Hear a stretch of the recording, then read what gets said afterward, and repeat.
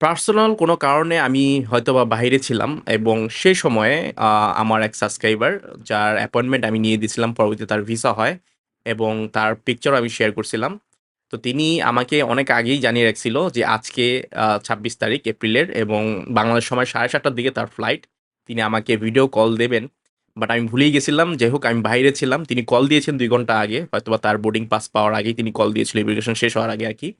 তো আমি ধরতে পারিনি। সরি, ভিডিও কল দিয়েছিল। তো পরবর্তীতে আ ১ ঘন্টা পর বা ১.৫ ঘন্টা পরে আমার লেট হয়ে গেছে। আমি ওয়ার্ক স্টেশনে এসে তাকে ভিডিও কলটা রিপ্লাই করার জন্য কল দিয়েছিলাম। তিনি হয়তোবা এখন ইমিগ্রেশন শেষ করে বোর্ডিং পাস নিয়েও প্লেনে হয়তোবা উঠে গেছেন। যেহেতু ৭:৩০ প্রায় ক্লোজলি টাইমটা হয়ে গেছে। তো আমি তাকে বলব, "সরি ভাইয়া, আমি ধরতে পারিনি।" এবং ওকে ভিডিওর মাঝখানের মধ্যেই আমি যখন কমপ্লিটটা করব, শেষ করব, তার মধ্যেই আপনি অনলাইনে ছিলেন এবং কলে কথা হলো আপনার। আপনি বোর্ডিং শেষ করছেন এবং ওয়েটিং রুমে যেখানে ফ্লাইটের জন্য অপেক্ষা করে সবাই, সেখানে বসে আমাকে কল দিছেন। এই যে কলটা শেয়ার করতেছি। কথা স যাক, মাশাআল্লাহ, মাশাআল্লাহ। আপনাকে নিয়ে ভিডিও বানাইতেছিলাম। আপনি যাই হোক এই হ্যাঁ, গুড। অবশ্যই দোয়া করি। আপনার কল দিছিলেন ২ ঘন্টা আগে, আমি বাইরে ছিলাম।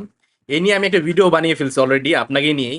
১ মিনিটের একটা ভিডিও। তারপরে আমি মনে করছিলাম আপনার সাথে কথা হবে না। যাই হোক, আল্লাহর রহমতে আপনি ইতালিতে পৌঁছান এবং আপনার যে স্বপ্নটা আছে, যে স্বপ্নটা মনের মধ্যে গেঁথে রাখছেন, সেটা যেন আল্লাহ পূরণ করে। সেই কামনাই করব।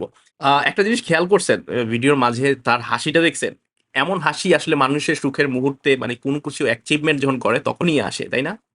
আ যাই হোক, তার হাসিটা আমি যেহেতু তিনি আমাকে ১ম ভিডিওতে দেখলেন, আমিও কিন্তু তাকে ১ম দেখছি। পিকচার দেখছি বাট ভিডিওতে কল সরাসরি কথা হয়নি। ১ম যেহেতু দেখলাম পুরো হুবহু আমার চাচাতো ভাই মতো হাসে এবং দেখতেও একবার পুরোপুরি রিজেম্বল করে আমার চাচাতো ভাইয়ের মতো, যে ফ্রান্সে থাকে। একবারে এক্সাক্টলি তার মতোই দেখতে। যাই হোক, অনেক কথা বলে ফেললাম। আ বেস্ট অফ লাক।